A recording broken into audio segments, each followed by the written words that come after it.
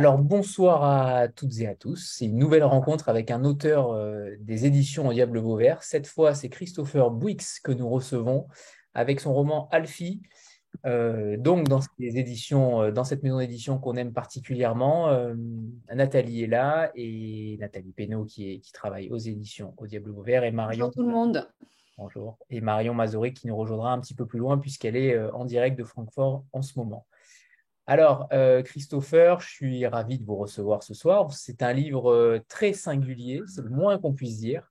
Un livre qui forcément nous fait sourire, mais nous fait aussi penser que l'avenir est un petit peu noir, beaucoup plus noir qu'on ne le pense en seconde lecture.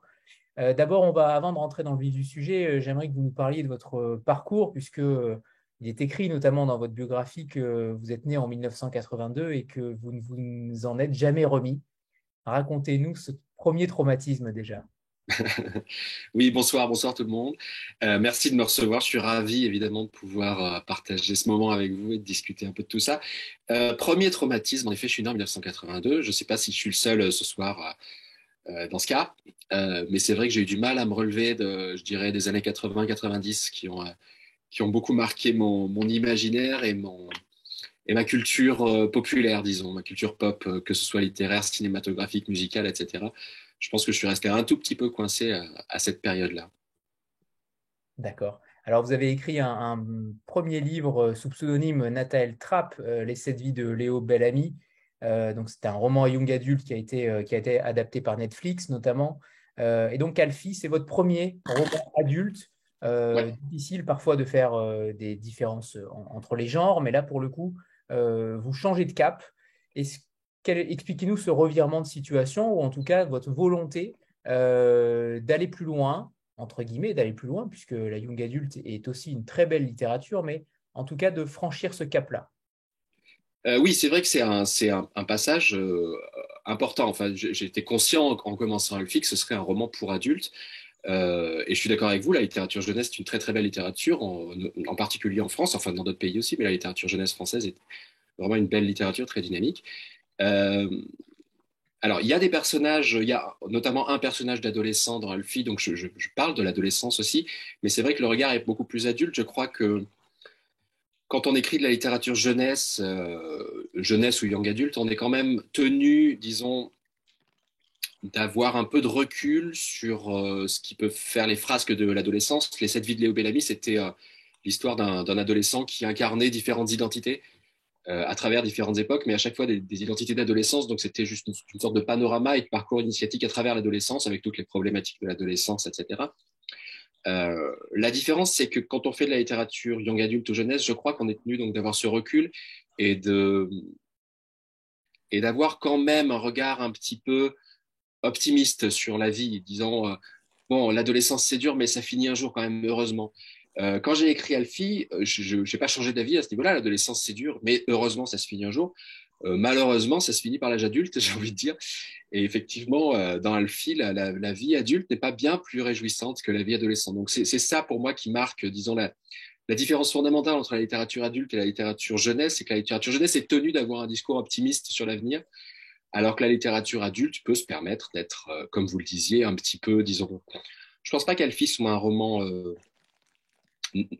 négatif ou pessimiste, mais c'est un roman qui a un regard un peu cynique sur la vie adulte et sur l'avenir tel qu'on peut imaginer qu'il nous est réservé. Alors, par exemple, Isabelle dit que Alfie est rangé en rayon jeunesse dans sa librairie. Ah, Euh, je pense que c'est une petite erreur, à mon avis, des libraires. J'ai pas l'impression que ce soit un roman jeunesse.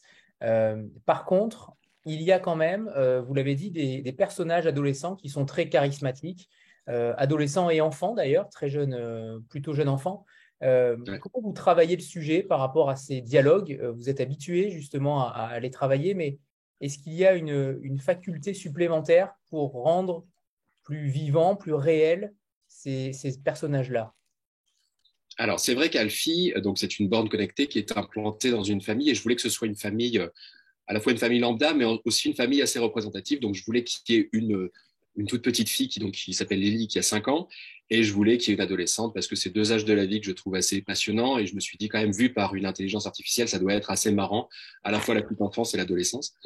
Et ben pour travailler, alors effectivement, c'est un livre qui est beaucoup basé sur les dialogues parce que le narrateur est Alfie, qui est en fait une sorte de système de caméra. Donc lui n'intervient pas physiquement, il est simplement un observateur et il retranscrit ce qu'il observe. Donc il y a effectivement beaucoup de dialogues dans le livre. Et c'était l'un des défis de l'écriture du livre, c'est-à-dire je voulais qu'à chaque fois qu'on voit un morceau de dialogue, le lecteur identifie tout de suite, immédiatement, quel personnage parle. Donc il a fallu très clairement trouver une voix pour chaque personnage.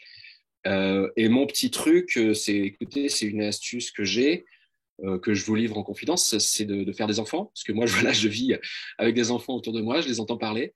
Donc, je vois à peu près comment s'expriment les enfants qui ont entre 4 et 6, 7 ans, et je vois à peu près comment s'expriment les adolescents.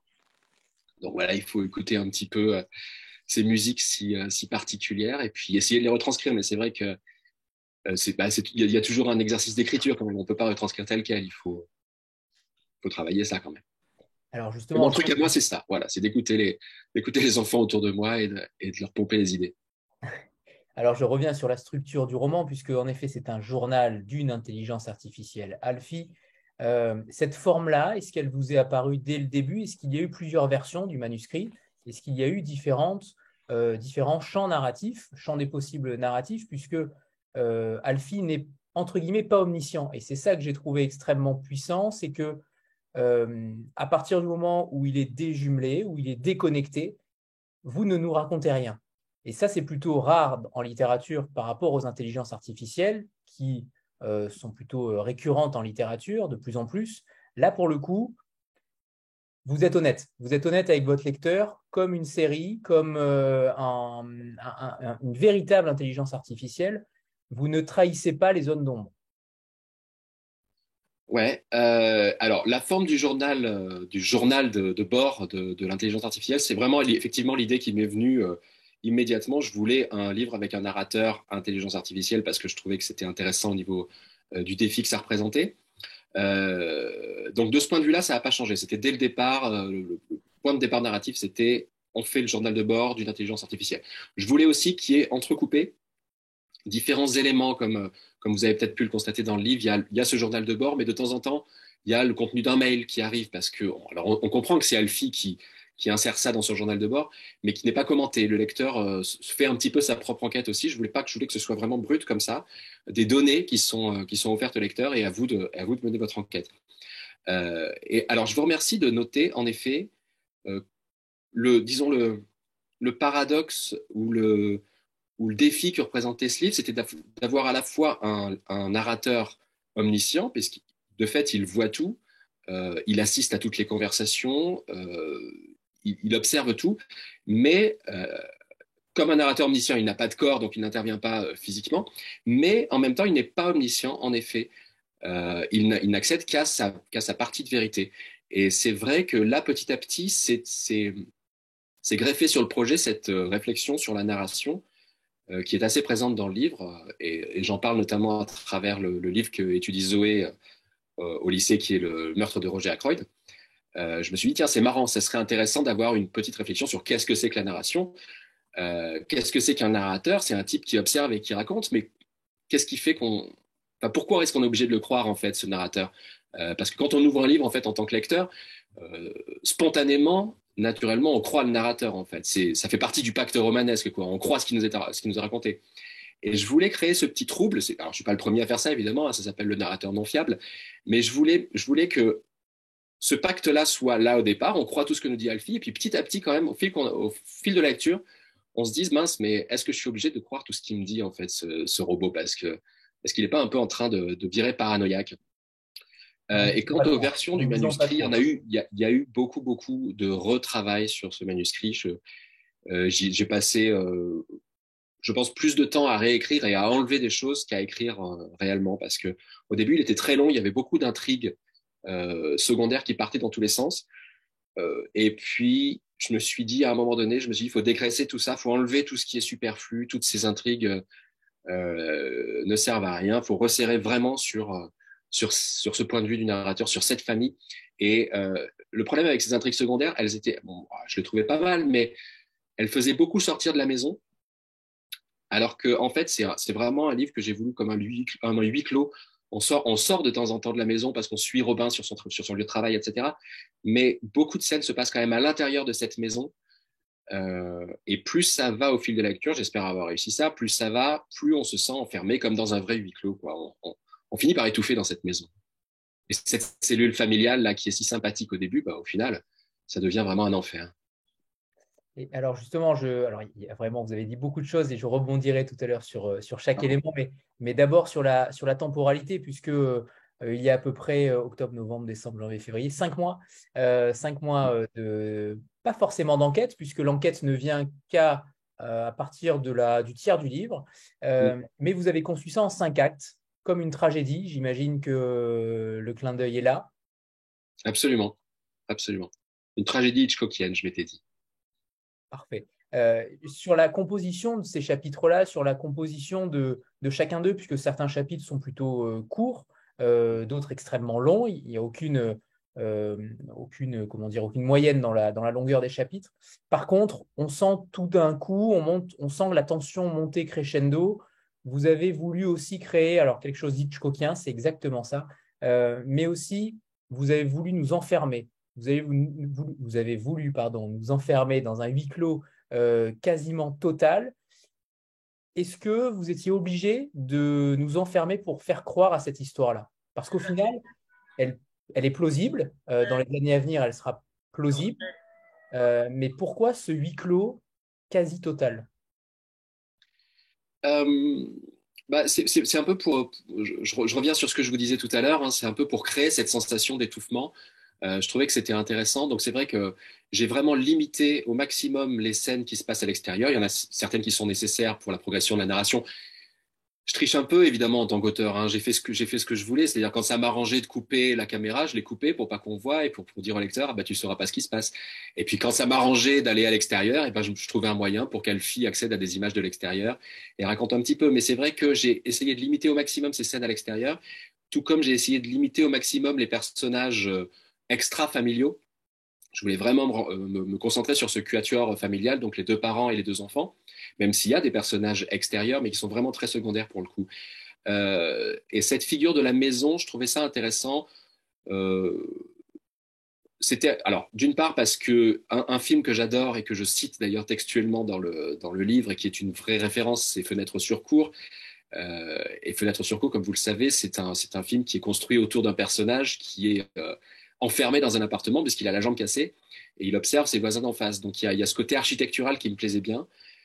Et puis la maison, c'est quand même symboliquement quelque chose de très fort. C'est d'une part, c'est la famille, la maison, et puis d'autre part, c'est l'intrusion dans l'intime parce que quand même, c'est pas un roman à thèse hein, du tout. Et moi, je suis pas spécialiste de ces questions de domotique et tout ça, mais ça fait partie de mes inquiétudes personnelles. Je me dis, mais attends, ces GAFA, ces données qu'on donne à tout le monde, ils sont déjà chez nous en fait dès qu'on fait une recherche sur Google. L'intrusion est déjà faite à l'intérieur de la maison. Donc le pas supplémentaire après, c'est d'installer des caméras partout, de scruter nos expressions faciales et de voir si c'est du contentement ou du mécontentement. Euh, voilà, cette figure de la maison, ça permettait de traiter du thème de l'intrusion et de la surveillance domestique, qui me semble être un truc vraiment inquiétant. Et j'ai l'impression qu'on s'y dirige tout droit, quoi. Alors, vous disiez ne pas être spécialiste, mais quand même, il y a quand même un matériau de recherche que vous avez dû faire, j'imagine, parce que vous pointez des éléments inquiétants, souvent, dans le roman, et on ne peut imaginer que vous n'avez pas fait de recherche par rapport à ce sujet-là sur l'intelligence artificielle domotique, parce qu'au final, peu de gens savent encore ce que c'est qu'une intelligence artificielle encore aujourd'hui. J'ai fait un petit peu de recherche. Je vous avoue que je suis pas, comment dire, je suis pas spécialiste de ça. Ça a tendance à me gonfler un peu parce que j'ai l'impression que ça nuit à l'imagination. Et je pense que un spécialiste de l'intelligence artificielle domotique, s'il lit le livre, il va dire mais non, mais c'est n'importe quoi, ça se passera jamais comme ça. Enfin, j'en sais rien, ça se trouve, il va me dire c'est super réaliste. En fait, je ne sais pas. J'ai lu des bouquins sur l'intelligence artificielle. J'ai lu des trucs surtout sur le deep learning, parce que ça, c'est un truc que je trouve assez fascinant. Donc, c'est cette capacité qu'ont les intelligences artificielles à acquérir des connaissances et à acquérir des moyens d'action. en fait, au contact des humains. Et c'est vrai que le livre est aussi construit là-dessus, c'est-à-dire dans le journal de bord de cette IA, on est du point de vue de cette IA. Donc au début, l'IA connaît un registre langagier qui est extrêmement restreint, en fait, hein, qui est très technique. Plus il côtoie la famille, plus il va développer le langage, etc. Donc ça, j'ai fait un peu de recherche là-dessus sur le deep learning, et puis j'ai trouvé des articles en ligne, en fait, hein, sur comment les ingénieurs en intelligence artificielle conceptualiser la grammaire, par exemple, qu'est-ce qui vient. Je me suis dit, bah, faut faire gaffe, faut pas que je mette trop d'adverbes au début parce que c'est pas crédible. Ce genre de truc. Je voulais que on soit vraiment dans la tête de cette intelligence artificielle. Donc pour moi, ça passait vraiment par la construction langagière. Donc là-dessus, j'ai fait pas mal de recherches. Après, sur la collecte de données, notamment au niveau des assurances, au niveau des trucs comme ça, tout ce qui peut paraître un petit peu dystopique dans le bouquin, c'est des idées qui sont quand même un peu dans l'air du temps. Là, je les ai poussées à fond parce que moi, à chaque fois que je regarde un truc d'actualité sur ces nouvelles technologies, ça me fait flipper complètement, quoi. Par exemple, dans le bouquin, les protagonistes ont tous des bracelets connectés qui permettent de mesurer leur pouls, en fait, enfin, leur rythme cardiaque, leur tension, etc. Alors moi, j'ai poussé le curseur un peu plus loin parce que ça permet de mesurer beaucoup plus de choses. Mais je sais que ces bracelets-là existent déjà, en fait. Tous les gens qui font du sport à forte dose connaissent ce truc qui permet de savoir combien de pas on a fait, combien de battements cardiaques on a eu sur la dernière performance, etc. Finalement, et tout ce qui concerne les données bancaires, les données d'assurance, les données pharmaceutiques, je pousse juste un tout petit peu le curseur, mais je veux dire honnêtement, au moment où j'écrivais le bouquin, j'ai commencé à peu près pendant le confinement, juste un tout petit peu avant le confinement, et je l'ai fini donc en début 2020, et je l'ai fini la première mouture fin 2020. Ça m'a pris à peu près un an. Et j'écrivais des choses en me disant, bon, c'est un peu de la dystopie, quoi. Quand Alfie dit à Robin, à partir d'un certain seuil d'irresponsabilité, on se dit que le malade est quand même responsable de son état et on va pas s'embêter à le soigner parce que ça coûte trop d'argent à la société. Pour moi, c'était de la dystopie totale. Et puis, en fait, pendant le confinement et pendant toute l'année 2020, j'ai vu apparaître ces thématiques-là. Donc, j'ai poussé le curseur un tout petit peu, mais en fait, on n'en est pas loin, hein, de tout ça. Et les outils existent déjà en réalité. Et les outils existent déjà absolument. Isabelle? Oui, bonsoir. Merci Christopher pour cette rencontre. Bonsoir à tous. Alors moi, ma question, c'est du coup, est-ce que c'est cette inquiétude vis-à-vis de ce qui se prépare au niveau des intelligences artificielles qui vous a poussé à imaginer cette histoire? Et moi, je vais juste vous raconter une petite anecdote. Il y a quelques semaines, j'étais en déplacement. Un dimanche soir, je me retrouve dans un resto absolument vide. Il y a trois mecs bourrés et le resto va bientôt fermer. Je prends mon plat et puis ils m'appellent et ils me disent bah, venez, viens manger avec nous. Donc c'est à l'étranger et je vais manger avec eux. Ils sont pas agressifs, voilà. Donc on papote des résultats des élections en Suède, machin, deux trois bricoles. Et quelques jours après, Facebook m'a proposé en ami un des gars. Voilà. Ouais, c'est fou, hein. Ouais. Et donc, c'est hyper flippant, en fait, hein, parce qu'on se dit, oh my God, comment est-ce que. Voilà. Donc en fait, comme j'avais activé la localisation pour chercher un resto pas loin de mon hôtel, et bah, j'imagine que lui, il avait aussi, voilà, Facebook a identifié qu'on était au même endroit, au même moment, et du coup, donc c'est effectivement, on n'est quand même pas très, très Vous êtes loin marié. de ce genre de choses. Alors, moi, quand j'ai lu votre livre, j'ai adoré absolument tout et les références à des super grands classiques. Et donc, j'ai trouvé ça génial, en fait, le parallèle entre ces classiques comme le meurtre de Roger Ackroyd. On ne peut pas faire plus classique, plus. Je vais employer le terme, c'est pas du tout ce que je veux dire, mais désuet dans le sens de l'histoire. Ça, évidemment, ça Mhm. n'a plus aucun sens aujourd'hui, mais qui est un de c'est mon préféré, je crois, d'Agatha Christie, Ouais, et Fenêtre sur cour et tout ça. Et donc, cette histoire très, très moderne, en fait, avec un style très moderne, et les intelligences artificielles qui sont en deep learning.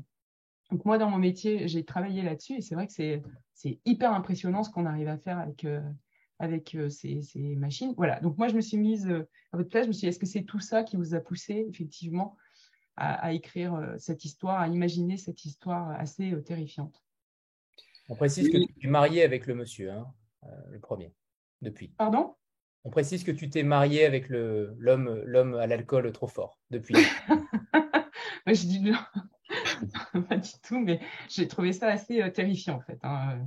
Je me suis dit, waouh, on est quand même hyper suivi, quoi.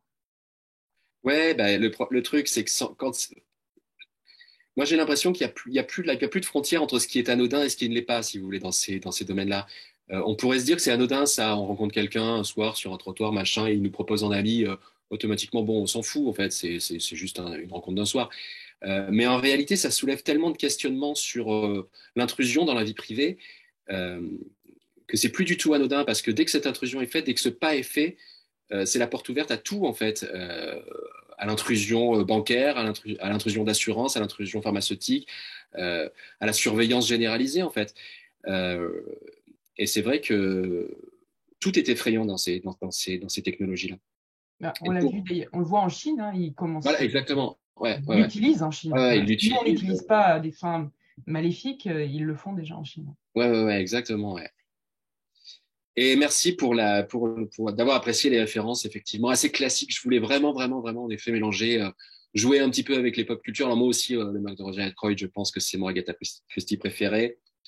Euh, et voilà, je voulais jouer avec toutes ces références-là je voulais pas situer le livre dans le temps non plus. Alors, on imagine bien que c'est dans un futur proche, je sais pas, dans 10, dans 15, dans 20 ans.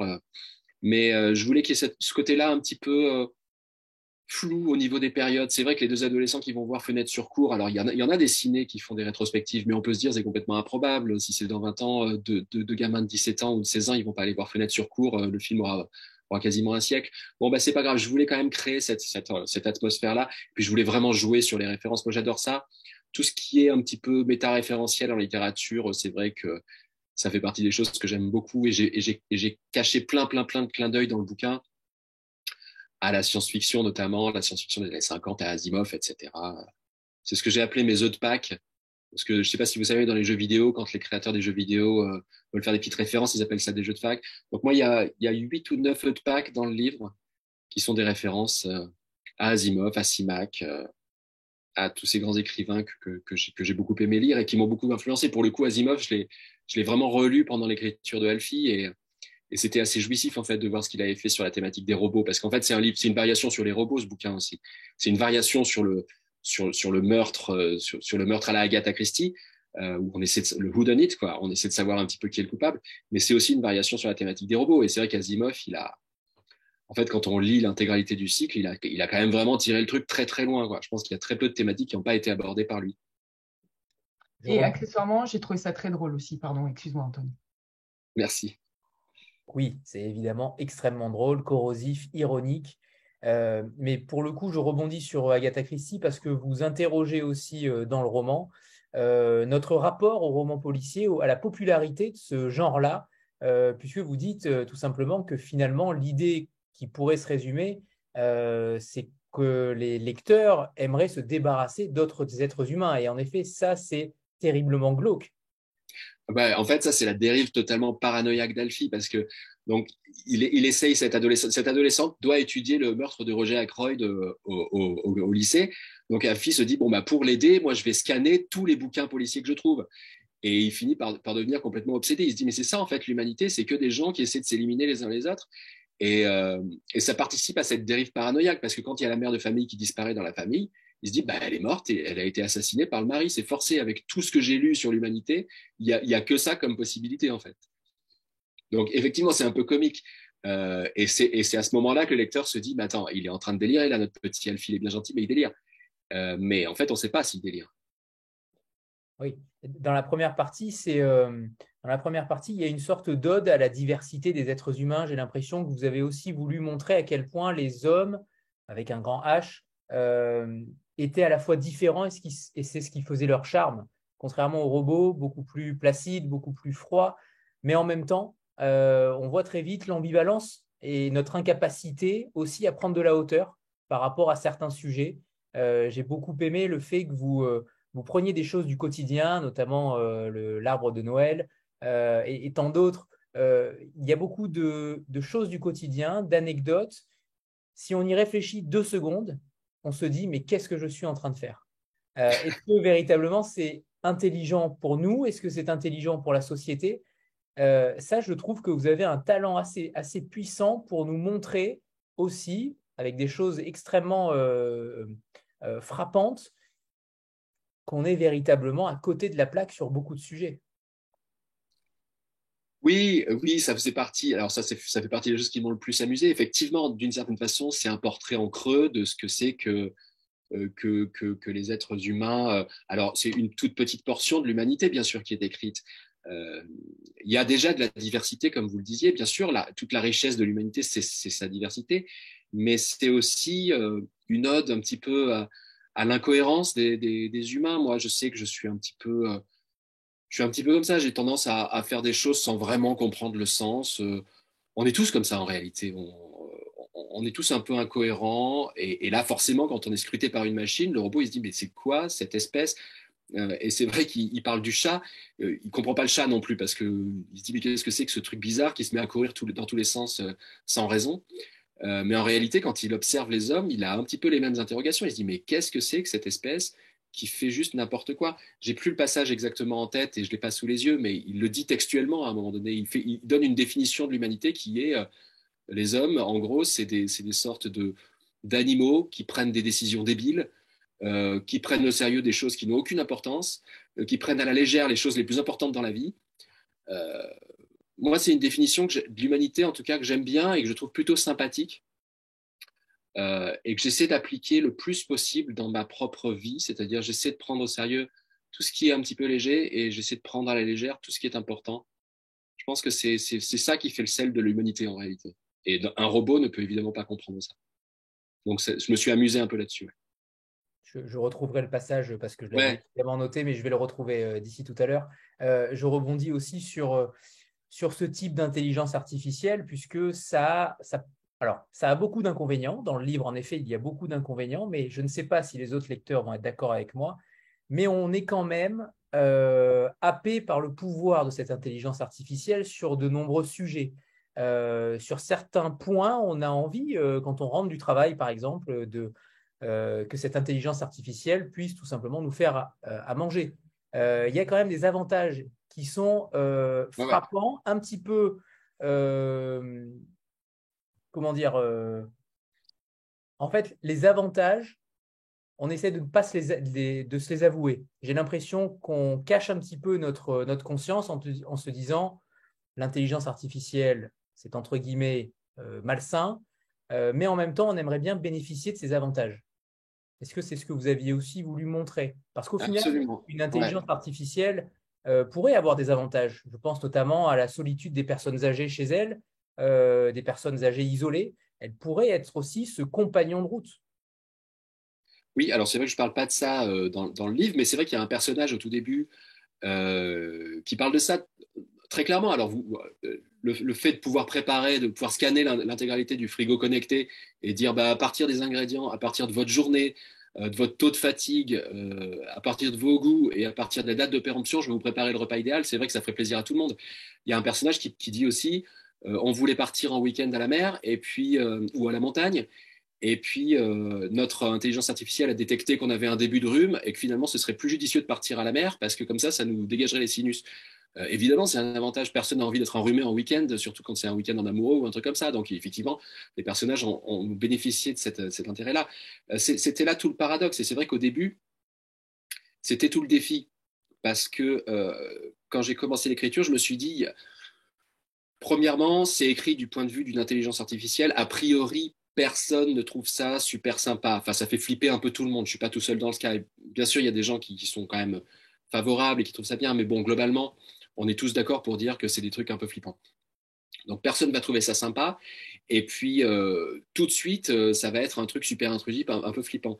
Donc, le défi de l'écriture, dans toute la première partie, c'était de rendre ce personnage qui est un personnage désincarné, qui est juste une intelligence robotique, de le rendre sympathique, premièrement, et ensuite de comprendre pourquoi finalement ces gens-là l'acceptent dans leur foyer. Alors ils l'acceptent pour ces raisons-là qui sont purement pratiques, effectivement, c'est quand même assez génial pour la solitude des personnages. Et en effet, c'est pas évoqué dans le livre, mais vous avez raison, il y a plein d'avantages pratiques, mais il y a aussi des avantages financiers. En fait, ils l'acceptent dans leur maison parce que ça va leur faire un bonus sur leur taux d'assurance parce que l'intelligence artificielle va scanner leur mode de vie et va envoyer en temps réel à leur assurance leurs données. Et du coup, ça leur fait un bonus. Et en fait, à chaque fois dans le bouquin, le père, à un moment, demande à sa fille de scanner son badge avant d'aller dans le bus parce que si elle se scanne tous les jours, on va pouvoir scruter ses données et donc du coup, il va pouvoir y avoir des réductions, etc. Donc il y a un avantage pratique pour préparer les repas quand on est crevé à la fin de journée, et puis il y a un avantage financier. Et je pense bien que c'est par là qu'ils nous tiennent en permanence en fait, ces grandes entreprises de la tech. Et c'est comme ça que ça va venir. Ça va être ah ouais mais attends je vais avoir une super réduc si j'accepte de vendre toutes mes données. C'est une tarte à la crème, tout le monde connaît cette phrase, mais quand c'est gratuit c'est que c'est vous le produit. On est de plus en plus là-dedans quoi. Alors, On est en train de se transformer en produit juste pour bénéficier davantage financiers. bien sûr, et la vénalité humaine n'est plus à démontrer, mais est-ce que vous pensez que nous sommes capables d'abandonner nos libertés publiques aujourd'hui et nos idéaux potentiellement au profit de ces avantages-là? Est-ce que c'est véritablement une piste quand on sait que on est quand même dans une société où la moindre liberté qui nous échappe, logiquement, il y a quand même un air de révolte et de contestation. Ça, j'aurais du mal à vous répondre. Je pense que c'est une question de sensibilité de chacun. Ce que je constate quand même, et moi-même, hein, je suis pas militant et je suis pas spécialiste de ces questions-là. En fait, je suis vraiment un citoyen lambda, donc ça me gonfle de donner mes données personnelles ou des trucs comme ça, mais comme tout le monde, pas plus que quelqu'un d'autre. Mais malgré tout, je me rends bien compte que il y a un moment donné, on est tellement, il y a une telle injonction en permanente à donner et à livrer ses données personnelles qu'on finit par céder, surtout quand il y a un gain de praticité, quoi. On se dit, oh, ouais, c'est quand même plus pratique. Bah, c'est plus pratique de taper une recherche sur Google que d'aller en bibliothèque ou je ne sais quoi. Enfin, il y a des moteurs de recherche qui ne collectent pas des données, hein, je sais bien. Mais c'est juste pour l'image. Mais c'est vrai que tous ces outils-là, en fait, c'est un gain de praticité énorme. Et on est dans des vies, j'ai l'impression, où on recherche de plus en plus ce côté pratique parce qu'on a de moins en moins de temps pour nous, en fait. Donc tout ce qui est rapide, tout ce qui est immédiat, on a reçu aussi cette injonction et on en a fait une habitude. Et c'est vrai qu'on cède, et moi-même sur plein de trucs, alors je suis vraiment pas donneur de leçons là-dessus parce que je suis tout le temps sur Google, quoi, clairement. Hein. Alors que je sais qu'il collecte mes données et qu'ensuite il les analyse et qu'ensuite il me propose des résultats qui sont biaisés en fonction de mon historique de recherche. Je sais bien ça, qu'en fait la réalité à laquelle on me donne accès n'est pas la vraie réalité. C'est aussi un des thèmes du bouquin. C'est qu'est-ce que c'est que la réalité, qu'est-ce que c'est que la vérité en fait. Si on croit toutes ces techs et toutes ces intelligences artificielles et ces entreprises de la Silicon Valley, bah, il n'y a plus de vérité en fait, tout est relatif parce que la vérité c'est juste ce qui vous livre à partir de vos données personnelles. Alors, j'ai retrouvé le passage, justement, j'ai trouvé ça brillant sur ce que nous sommes, au final, sur ce que les êtres humains sont. Donc, c'est Alfie qui parle et qui parle de son observation des êtres humains, et donc il les résume ainsi, peut-être en généralisant, mais en tout cas, j'ai trouvé ça brillant. D'après ce que j'ai pu observer, il s'agit sans doute d'une capacité inouïe à résoudre des problèmes simples en leur appliquant des solutions alambiquées, à dépenser de l'énergie pour des résultats aléatoires, à trouver amusantes des choses absurdes et importantes des choses accessoires, à ne jamais vraiment dire ce que l'on pense et à toujours cacher ce que l'on ressent. Je trouve ça brillant. Ouais, c'est un portrait qui est à la fois drôle et un peu noir de l'humanité. C'est vrai que le livre est un peu noir, je vais pas le cacher. J'ai essayé de faire un livre drôle, Mais mais il est lucide. avec un Il est petit peut-être côté. lucide. Pardon? Il est peut-être lucide aussi. Oui, alors après, c'est ma vision des choses aussi, c'est vrai. Hein. Voilà, c'est aussi un livre un peu corrosif, disons, sur la vie de couple, sur la vie d'adulte, sur le monde du travail. Il y a beaucoup de choses là-dessus aussi, parce que Robin travaille dans un environnement assez particulier et travaille dans une sorte de grande tour. Et moi, j'ai l'impression que le monde du travail est en train de se dénuer totalement de son sens, en fait. Le travail, qui est un truc à la base assez noble et justement très porteur de sens dans une vie humaine, est en train d'être totalement dénué de sens dans la société dans laquelle on vit. Alors, je ne fais pas de généralité, bien sûr, il y a toujours des travaux, des métiers qui ont du sens, mais de manière générale, j'avoue qu'il y a une dérive qui m'inquiète un peu. Et justement, vous parliez tout à l'heure de ces interludes dans le roman par rapport au journal d'Alfie.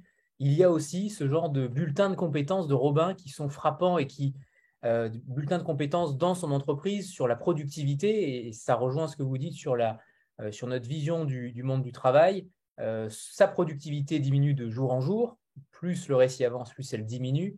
Mais ils sont frappants, ces communiqués ces bulletins, ces communiqués, peu importe comment on les appelle, mais qui sont froids, qui sont placides, qui se détachent de toute humanité en réalité. Et c'est ce que vous avez voulu, j'imagine, montrer pour cet univers du travail. Ouais, ouais, absolument. Ouais. J'ai imaginé donc une entreprise qui envoie chaque jour j'allais dire à ses salariés, mais c'est plus comme ça qu'on parle maintenant, à ses collaborateurs, un mail en fin de journée pour dire bah, aujourd'hui, vous avez à travailler 7h50, vous avez allumé votre ordinateur pendant 6 heures, votre concentration pupillaire était de 5 heures, et votre notation dans la boîte, c'est A, B, C, D, E. Et voilà, et en fait, à partir de ça, les entreprises pourront dire bah, vous n'êtes plus un collaborateur suffisamment intéressant pour nous.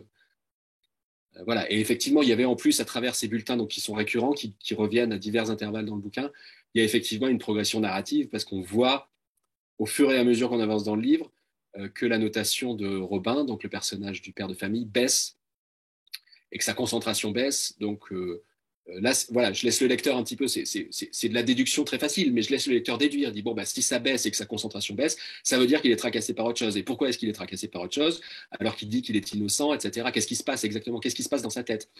Le lecteur est vraiment mis dans la même situation qu'Alfie, c'est-à-dire il a la réalité brute en face de lui et c'est à nous, lecteurs, d'interpréter ce qui se passe. Isabelle. Oui, excusez-moi, c'est encore moi. J'ai tendance à beaucoup me poser de questions quand j'ai bien aimé mes livres. En fait, pour revenir à l'humanité du roman, effectivement, à cette diversité, à cette ode à l'humanité, moi, ce que j'ai beaucoup aimé, en fait, c'est que finalement, cette intelligence artificielle, toute apprenante qu'elle est, et toute sympathique qu'elle nous apparaisse, ce qu'il n'y a pas et ce qu'il n'y aura jamais dans l'intelligence artificielle. Et effectivement, le passage où effectivement ils partent à la montagne au lieu d'aller à la mer parce que la femme elle a un début de rhume, du coup l'air de la montagne sera plus sain. Et puis en plus, il y avait des embouteillages pour aller à la mer, donc du coup ils ont gagné du temps, donc ils étaient moins énervés, etc. Euh, qui du coup laisse plus de place à l'improvisation et au rêve. Enfin, moi, j'ai trouvé que c'était ça qui apparaissait en fait dans le roman. Aussi, un truc qui est extrêmement bien reproduit, je trouve, c'est le second degré. Évidemment, une intelligence artificielle, elle n'a pas d'humour et elle n'a pas de second degré. Et alors, elle essaye, on voit bien, vous essayez de lui faire essayer d'apprendre ça, mais ça ne s'apprend pas. Et j'ai trouvé que c'était super bien fait, cette partie-là, justement, sur l'apprentissage. Il y a le passage où il cherche ses clés et où il a compris que quand on l'appelle gros bêta, finalement, c'est pas une insulte, c'est un truc sympa. Donc, il va essayer aussi et il dit sur le frigo, gros connard. Et je trouvais ça hyper drôle, vraiment, parce qu'en fait, il essaye, mais évidemment, il n'y arrive pas. Et alors, juste une minuscule anecdote aussi par rapport à ça. Excusez-moi, je vais raconter plein de trucs sur Facebook, mais parce que j'ai trouvé que c'était vraiment dedans complètement. J'ai un ami qui déteste le foot et qui déteste le Sud, Marseille, tout ça. Bon, bref, donc il fait tout un tas de blagues sur Facebook par rapport à ça. Et évidemment, que lui a proposé l'algorithme Facebook d'acheter le maillot de l'OM, bien sûr. Et donc, je trouve ça absolument génial. Et je trouve que c'est tout à fait le genre d'anecdote qu'il aurait pu y avoir dans Alfie parce que c'est vraiment ça. Et je trouve que vous avez très, très bien reproduit la tentative de cette IA de travailler là-dessus, mais qui en fait, évidemment, ne peut pas y arriver. Et je trouve que c'est très beau, ça, dans le livre. C'est justement, bah, l'humanité, c'est quoi quand on enlève toute improvisation, tout, bah, il reste quand même ça. Il nous reste quand même l'humour, il nous reste quand même le second degré, il nous reste quand même des choses qu'une IA ne pourra jamais comprendre. Voilà. Et l'humanité, les câlins, le vrai. Et à un moment donné, ça prend tout son sens, je trouve, dans ce livre. Voilà. Ouais, bah, effectivement, merci de le noter. C'est vrai que je pense que les deux passages que vous avez cités vont dans le même sens, c'est-à-dire là, le moment où il propose d'aller à la mer plutôt qu'à la montagne. Euh, c'est vrai que en fait, ce genre d'intelligence, c'est une intelligence qui est incapable de se tromper. Et je pense que c'est peut-être ça la particularité de l'humanité, c'est cette capacité d'errance, en fait. Cette capacité de se tromper, de se planter de temps en temps, en fait. Oui, on fait tous des bourdes, on fait tous n'importe quoi dans la vie, on a le droit. Et l'humour, c'est un peu ça aussi. C'est pour ça que c'est inaccessible à une intelligence artificielle. C'est qu'une intelligence artificielle ou un robot, c'est une intelligence qui fonctionne sur le modèle de la ligne droite, qui va d'un point A à un point B. Alors que l'humanité, précisément, c'est pas ça. C'est une intelligence qui part du point A et puis qui tourne un peu, qui se plante, qui cherche et qui arrive peut-être à un moment donné au point B. Et l'humour, c'est ça. C'est dans une conversation, on fait une blague, c'est hop, un petit aparté, un truc qui sort de la ligne droite, quoi. On est dans quelque chose de différent. Et c'est vrai que ce robot est absolument incapable, par nature, de comprendre ce que c'est qu'un chemin qui dévie de la ligne droite A vers B. Et effectivement, c'est un des petits messages, c'est pas vraiment un message, mais c'est une des idées, des petites idées que j'ai voulu semer dans le bouquin, c'est que ce qui fait le sel de la vie humaine, c'est peut-être bien justement notre capacité à nous planter, quoi.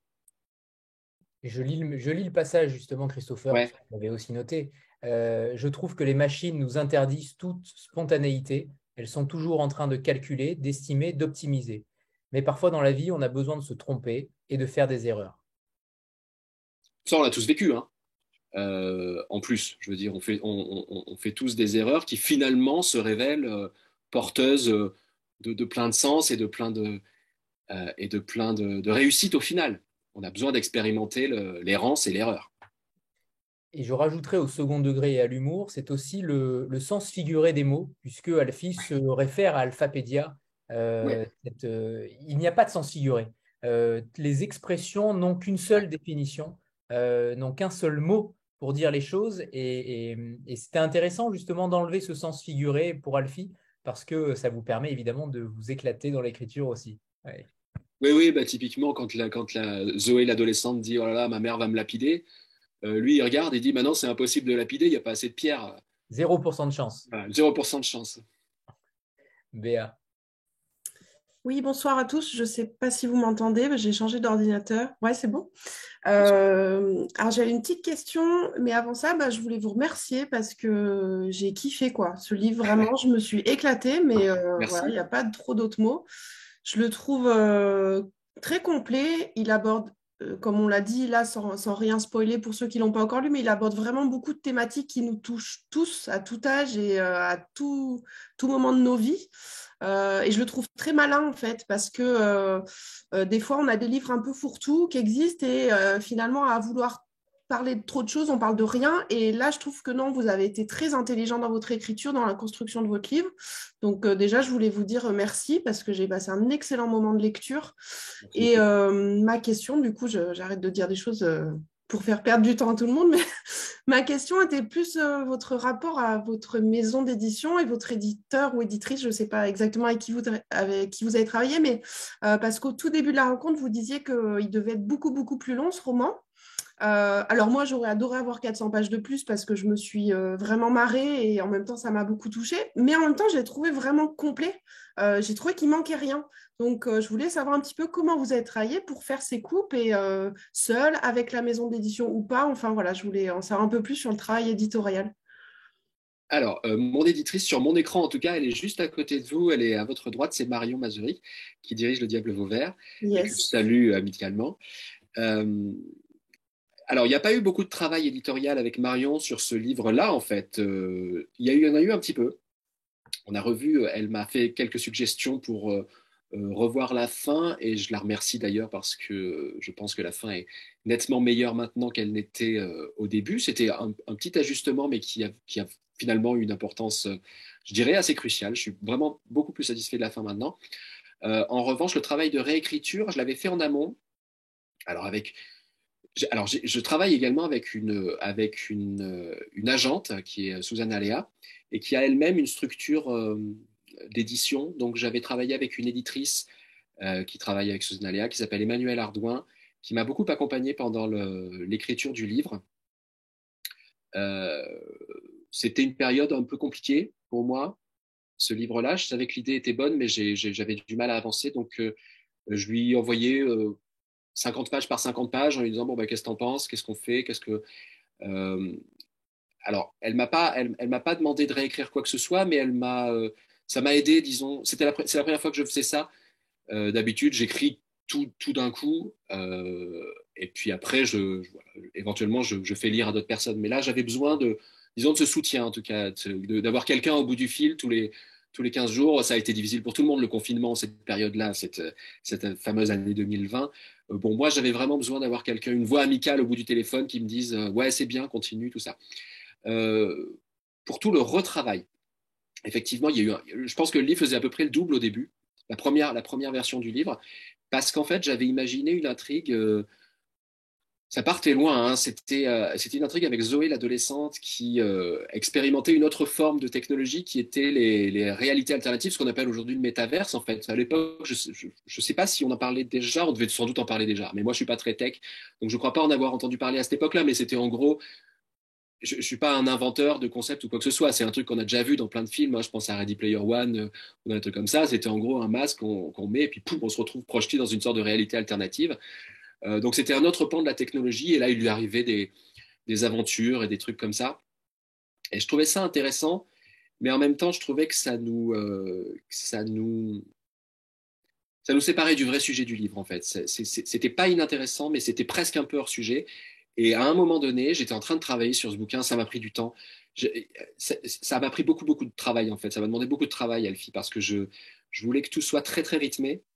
Et donc j'avais sur mon ordi, en fait, chaque petit chapitre je lui avais associé un code couleur. Par exemple, quand il y a la petite fille Lily, je crois que j'avais mis du jaune parce que voilà, ça faisait un peu un soleil. Quand il y avait Zoé, c'était du rouge, tout ça. Et ça me permettait d'avoir une sorte de vue globale du bouquin. Et je regardais si le rythme était bon, jaune, rouge, bleu, vert, tout ça. Je me disais, bon, bah là, ça marche, c'est bien. Et puis en même temps, quand il y a un truc qui se resserre, il faut que je mette beaucoup de vert d'un coup. Et c'était pas qu'autour des personnages, c'était autour aussi des thématiques. Je me disais, bon, bah là, il faut parler de telle thématique, mais j'en ai déjà parlé. Puis autour des blagues aussi, parce que j'ai beaucoup étudié le mécanisme de l'humour. Je voulais vraiment que ça fonctionne. Et vous savez comment ça marche, l'humour, en fait. On hameçonne un truc, et puis après, poum, euh, on fout un petit coup de gourdin sur la tête du lecteur. Au début, c'est rigolo, et puis après, il y a la chute qui vraiment finit la blague. Donc, je me disais, bon, alors, j'amorce la blague ici, puis je la termine là. Mais en même temps, c'est une couleur jaune, là. Enfin bref, c'était un bordel pas possible. Donc, c'est beaucoup de boulot. Et puis, à un moment donné, je me souviens très bien de ce jour-là. J'ai pris ce gros bouquin qui était fini, et je me suis dit, mais il y a un truc qui cloche, quoi, en fait. Parce qu'un bouquin, c'est un peu comme. Il y a un truc un peu comme de la mécanique. J'y connais rien du tout en mécanique. À chaque fois, je dis ça. On me demande machin. Et à chaque fois, je dis, c'est comme un moteur et tout. Alors, j'y connais rien, mais rien. Mais je suppose que dans un moteur, il y a des engrenages et des trucs comme ça. Je sais pas, c'est l'image que j'ai d'un moteur. Et là, je me suis dit, bon, dans mon moteur, il y a trop d'engrenages, quoi. Il marche pas, mon moteur, il va pas assez vite, c'est nul. Et en une journée, j'ai pris toutes les scènes de cet ado-là qui partait dans le métaverse et je me suis dit, allez hop, poubelle. Et le soir, quand j'ai fini ça, ça m'a pris quand même toute la journée parce que du coup, il a fallu réadapter parce qu'il y avait plein de scènes quand même où j'en parlais, etc. Donc, il a fallu tout reprendre. Ça m'a pris toute une journée de travail. Et le soir, je me suis senti un peu libéré et je me suis dit, bah, ça y est, en fait, mon bouquin, il marche. Et je crois que ce que je me suis dit, pour reprendre la métaphore de la mécanique, moi qui n'y connais rien en voiture ou quoi que ce soit, je crois que j'ai dit, j'avais une sorte de gros bus qui allait à 20 à l'heure et je l'ai transformé en Ferrari. Et tout d'un coup, je m'étais dit, waouh, ça y est, maintenant le bouquin, putain, ça fonctionne, quoi. Ça va vite et c'est top. Alors après, il y a eu encore un peu de boulot, mais ça m'est venu d'un coup comme ça. Je me suis dit, non, là, il faut dégraisser ce machin. Mais ça, je l'ai fait tout seul. Donc, je ne l'ai pas fait sur les conseils d'un éditeur ou d'une éditrice. Ça m'est venu comme ça, quoi. Bah, je confirme, ça fonctionne très bien en tout cas. Merci. Le moteur marche. Le moteur. Ouais. Marion, peut-être que tu souhaites intervenir. Je sais que tu dois être très Oui, fatigué de Francfort, mais tu as quand même le don de repérer des auteurs avec qui ça doit être très facile de travailler, j'ai l'impression. écoute, oui, bah oui, c'est vrai qu'ils sont tous assez géniaux et ça veut pas dire que on fait rien, hein, parce que vous avez vu comme vous avez un pilote comme ça, parce que l'ordinateur dans cette affaire, c'est quand même le cerveau de Christopher Wicks, hein, c'est pas Alfie, hein, vous avez tous bien compris que voilà, il a une capacité de tout, en fait, qui est absolument incroyable, mais d'abord de conception. Même quand il vous dit j'ai étudié la mécanique de l'humour, il est incroyable. Donc, il est très incroyable. Moi, quand j'ai reçu le roman, bon, de toute façon, c'était. En général, le sentiment, c'est on a créé cette maison, ça fait 22 ans, pour le publier. Tu vois, c'est un peu le messie à chaque fois qu'un livre arrive et c'était exactement ce que tu attendais. Vous avez tous compris pourquoi. Le terreau déjà de ce livre, toutes les pop cultures, le malaxage des genres pour mieux s'en moquer. Enfin, tout m'a impressionné. La construction, la tenue. Il y avait que cette petite chose à la fin qui en fait fermait le livre sur le polar alors qu'il va bien au-delà et qu'en fait c'est un roman très existentiel. Hein. On le voit. Moi, j'ai adoré cette capacité à dire des choses profondes avec des choses légères parce que c'est métro, boulot, dodo, famille. Hein. Et puis tout d'un coup, comme vous avez dit, la tension monte et on est dans un vrai roman sur pourquoi on est vivant, comment on est vivant, c'est quoi l'humanité, c'est quoi l'amour, c'est quoi les champs. Enfin, voilà, donc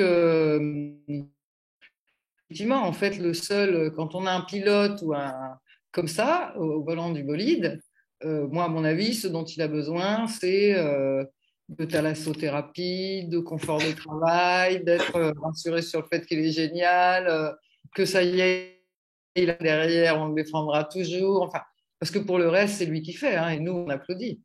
Je crois. Donc là, le boulot d'éditeur, c'est un petit peu alors, c'est un peu le centre du métier, sachant que quand on est très fan d'un auteur, ce qui est quand même le cas de finalement tous ceux qu'on publie, et ils ne sont pas très nombreux, c'est vraiment des gens auxquels on croit à fond, quoi, et c'est toujours unanime dans l'équipe. La difficulté, c'est de rester quand même, soit aussi un cerveau qui marche, et de ne pas perdre son esprit critique. C'est-à-dire de toujours être capable un petit peu comme quand on entraîne, je ne sais pas, j'imagine LeBron James, vous savez, des super champions. S'ils sont au top niveau du génie, il faut que vous essayez d'être le miroir qui va leur envoyer ce niveau-là où ils sont. Quoi. C'est donc très exigeant, en fait. Mais bon, ce qui est vrai, c'est que ce premier qui est exigeant, c'est d'abord Christopher. Hein, et c'est très rare chez les auteurs, ça c'est vrai. Et par contre, de ce point de vue-là, il est assez unique, même dans l'équipe. Et on a déjà fait des livres, donc vous commencez à les connaître un peu tous. Mais c'est une nouvelle voix, j'ai l'impression. Quelqu'un qui est plus cérébral que la moyenne des auteurs. Il y a beaucoup d'auteurs qui sont aussi beaucoup des fois dans l'inconnu, dans l'émotion. Christophe Siebert aussi, c'est un gros cérébral. Mais vous voyez, un Nicolas Ray ou un Fabrice, ils sont habités par les choses et l'émotion est un grand conducteur du travail. Chez Christopher, ce que je trouve génial, mais il est comme tous les humoristes en fait. Les humoristes sont des gens très très sérieux, hein, le plus souvent. Il est très drôle. Moi j'ai pris des éclats de rire, mais des fous rires, mais justement le connard de... je suis comme Isabelle, hein, quand j'ai lu le robot essayer de faire de l'humour avec le vocabulaire, il se plante à chaque fois. C'est quand même très jouissif, donc on rigole pour des bonnes blagues, quoi, et puis on a cette tension. Et donc c'est quand même un roman très très drôle. À un moment donné, on est quand même totalement dans la sitcom sur le couple et les enfants, mais enfin, tous ceux qui ont des enfants, on est mort de rire des gamins qui nous font nous arracher les cheveux. Enfin, même le chat. Hein. Donc, on est dans l'humour et en même temps, on est toujours dans le sens, l'intelligence et un côté extrêmement construit, un piège terrible. Et ça m'impressionne chez Christopher. Manier l'humour, la légèreté et puis le sérieux comme ça, il est quand même... Mais on ne se connaît pas encore bien, mais je vais avoir besoin, je pense, de temps pour en faire le tour, parce que c'est un drôle de zigoto quand même. Hein. Moi-même, je n'ai pas fini. Hein. Je me doute. Là, oui, c'est pour ça que tu es écrivain, je pense, hein, je crois. Il y a une espèce de... Voilà, donc non, c'est sûr que c'est du point de vue du travail éditorial, mais le travail éditorial, en fait, le vrai travail éditorial, c'est évidemment, il y a cette, on va dire, direction artistique, c'est-à-dire être à côté de l'artiste pour qu'il produise au mieux, donc ça, c'est beaucoup, ça peut être du confort, hein, ça peut être que ça, mais c'est déjà ça, du temps, du temps, aucune pression sur le résultat, le nombre de titres, tout ça.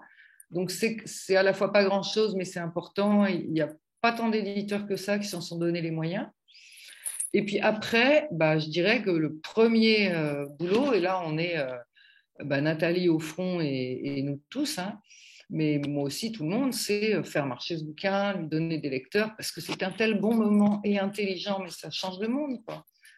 Et donc, notre boulot, là, c'est de faire lire ce livre et on ne pense plus qu'à ça. Et d'ailleurs, c'est d'abord notre boulot. Et on est à Francfort, et évidemment, j'en parle à tout le monde en disant que c'est la dernière pépite, que c'est...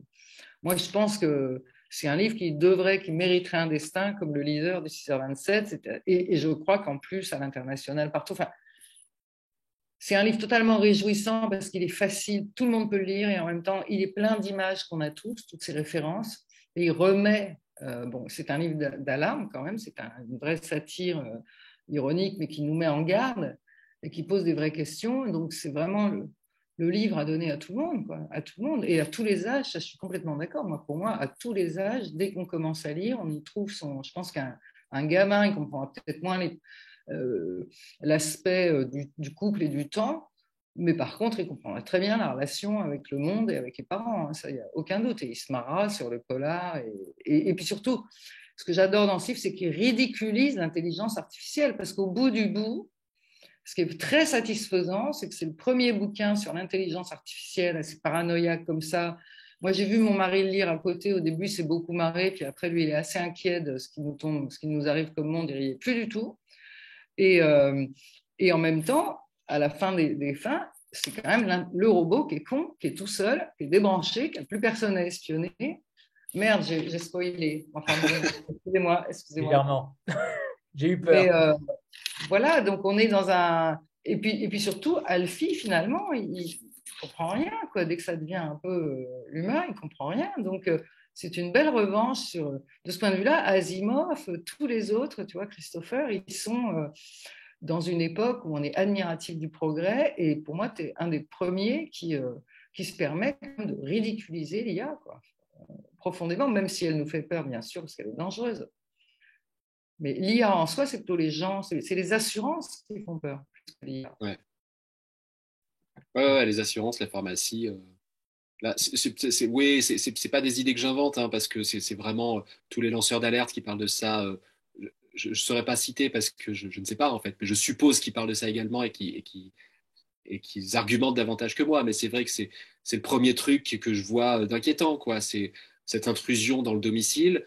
Ça veut dire quoi? Ça veut dire on va regarder ce qu'on mange, ce qu'on boit, le nombre de fois où on va faire du sport, etc. Et puis à partir de ça, votre assurance va vous dire, non mais vous avez un mode de vie, on vous taxe 3 fois plus parce que vous fumez, vous buvez, vous ne faites pas de sport. Donc vous payez 3 fois plus que celui qui ne fume pas, qui ne boit pas et qui fait du sport tous les jours. Ou alors, pire encore, l'industrie pharmaceutique qui va vous dire, non mais vous allez payer plus cher parce qu'il ne faut pas rigoler non plus, vous êtes un peu responsable de votre maladie là. Ça, c'est des dérives qui nous pendonnaient à mon avis. On a un autre auteur, Grégoire Hervier, qui avait publié Scream Test, et qui travaillait sur les mêmes thématiques un petit peu, qui est lui aussi un bon cerveau. Il est dentiste par ailleurs. Bref, il annonçait dans NCT en fait le contrôle des humains par les puces RFID. C'était avant que les puces RFID soient utilisées pour les passes Navigo, etc., etc. Et là, il dit dans son livre qu'effectivement, comme tu le disais, Christopher, on arrivera à la société de contrôle d'abord, d'ailleurs, par les soins médicaux. Quand on aura une puce qui nous permettra, quand on est malade d'un cancer ou diabétique, etc., d'avoir des soins réguliers, on y passera tous à la puce de la même façon que... Et cette thématique des assurances qui commencent à contrôler, des entreprises qui contrôlent en SF qui ont 10 000 manières de contrôler par tout simplement le fait de donner à manger et de donner à vivre. Ça, c'est un grand thème. C'est même la base du décor du futur des villes en général qu'on nous présente au cinéma ou ailleurs. Mais ce que j'ai trouvé renouvelé, c'est que ça se passe quasi aujourd'hui. Enfin, pour moi, c'est quasi aujourd'hui. C'est demain, c'est même pas dans 20 ans. Ouais. C'est dans 10 ans max. C'est déjà le cas globalement. Et donc, il y a une façon complètement contemporaine, enjouée et assez enfin, pleine d'un vrai esprit de résistance. Parce que, encore une fois, on peut se déconnecter. On peut déconnecter. Et puis, on reste humain et compréhensible. Et ça, bah, c'est pas vraiment, je sais pas d'ailleurs si c'est un roman de SF ou pas. Nous, on en parle un peu tous azimuts. Et d'ailleurs, ça marche tous azimuts. Hein. Les lecteurs de SF aiment beaucoup, mais ils ne le prennent pas comme un roman de SF traditionnel. Et c'est sa force, justement. C'est là qu'il renouvelle pas mal le genre, c'est qu'il ne reste pas du tout enfermé dans une construction de science-fiction par rapport à ce qu'elle y a. Il est vraiment vie à nous. Et du coup, il déplace le regard et je le trouve beaucoup plus optimiste que les romans de SF qu'on peut lire sur le sujet, en fait, plus enjoué. Quoi. Bon, et voilà, il est drôle. Donc, déjà, quand on peut se moquer d'une IA, on a fait un grand pas en avant dans notre humanité. Alors, on peut se déconnecter, mais on a un malus quand même. Hein. Et oui, c'est bien ça le problème, c'est qu'on est toujours tiraillé avec cette société à côté qui nous sanctionne dès que nous ne sommes plus connectés. Ça, c'est plutôt gênant. On va faire une petite photo de groupe avant que Anne pose sa question. Voilà, on en a l'habitude. Christopher, ne vous inquiétez pas. 3, 2, 1. C'est bon, parfait. Merci. Anne, c'est à toi. Bonsoir. Alors, moi, le film m'a fait beaucoup rire. Il m'a fait rire quand il explique qu'il vient de passer 3 heures sur sa page Alphabook et que c'est vraiment addictif ce truc. Donc, pour nous tous qui sommes un petit peu sur Instagram de temps en temps, ça fait rire.